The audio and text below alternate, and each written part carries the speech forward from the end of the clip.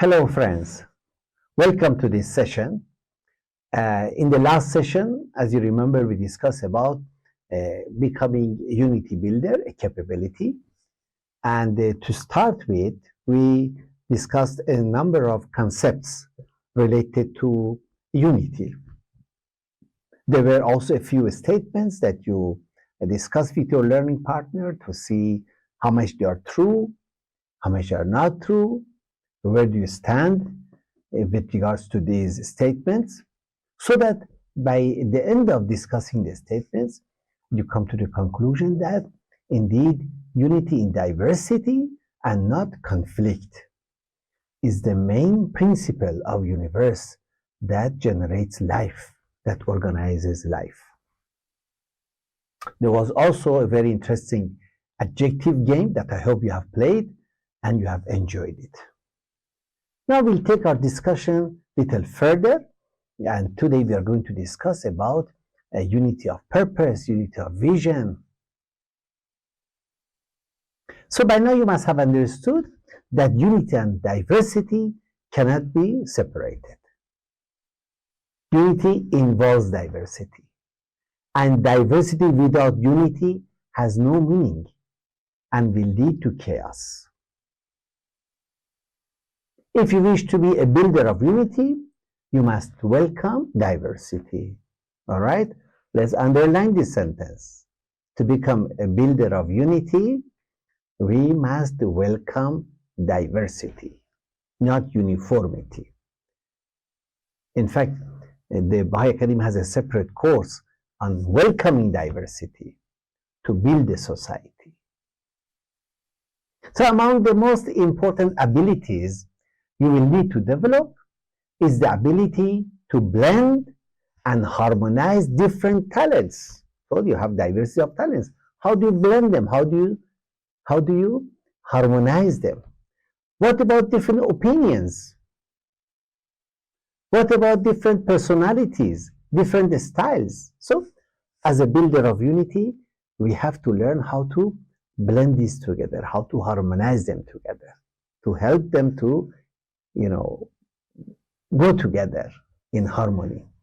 In disagreement, you should see complementarity.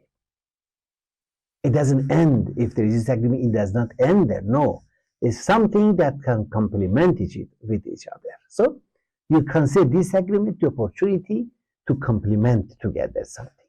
And if there is opposition at one level, you should consider it to be an opportunity for cooperation at a higher level. Well, it's a very different way of looking at it. These efforts will be more fruitful if you constantly remind yourself of the principles that help the functioning of the human body.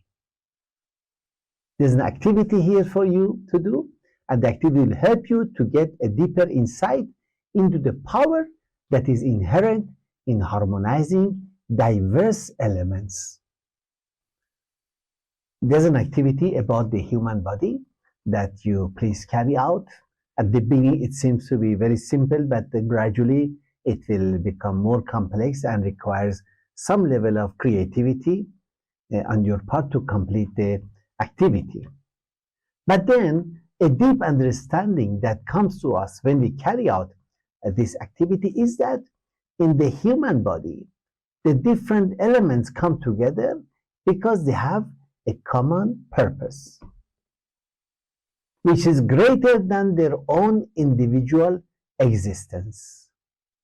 Suppose hands, legs, eyes, heart, lungs, they may have their own individual purposes, but then there is a common purpose among all of them, which is superior than that.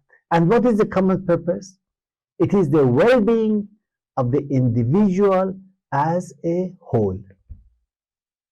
Of course, this implies the well-being of every part. Therefore, we see that there is such a great harmony and cooperation among all the parts of the human body because of that common purpose that they have.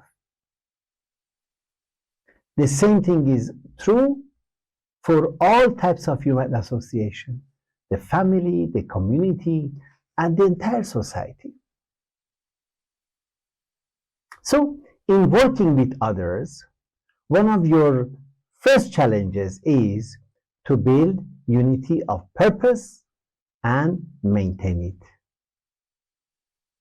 That is the first step we have to take to move towards creating environments of unity.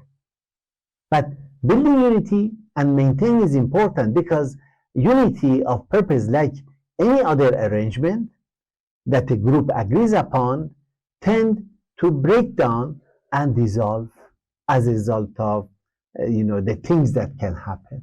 The unity of purpose can be shattered by individuals who have personal interests, by those who have not learned to live in harmony with others.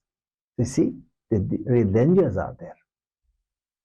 So as you try to concentrate developing your skills to unify a group around a common purpose, you should keep in mind that some purposes that may seem opposite to each other can actually complement one another. For example, if a community member wishes to become wealthy, it's not necessary that it is opposing to the whole community becoming wealthy. However, every member should remember that priority should be given to the collective purpose and then to the individual aims.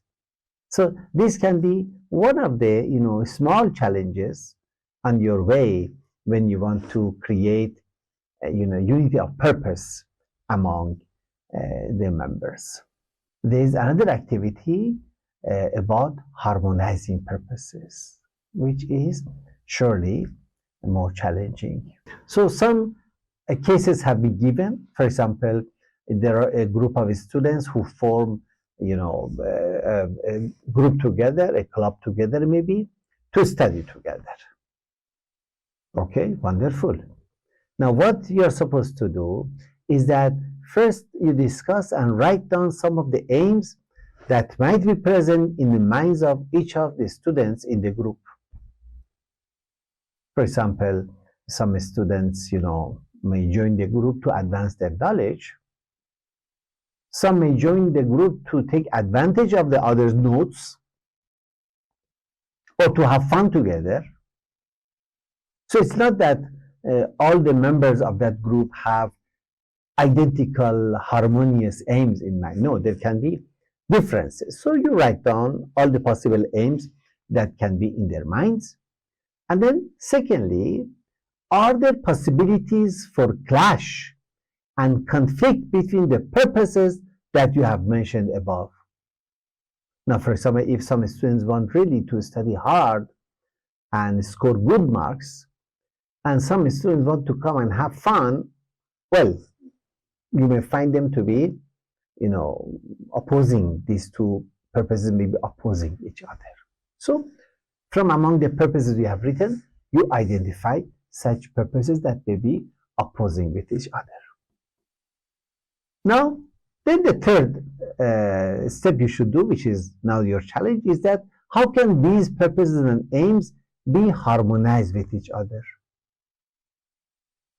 Is it necessary to eliminate some of those purposes? So this exercise will help you and your ability to achieve unity of purpose followed by unity of vision among a group. So now achieving a unity of purpose and unity of vision are important for achieving complete unity, but it is not enough. For any group, there will be issues that must be discussed to achieve unity of thought.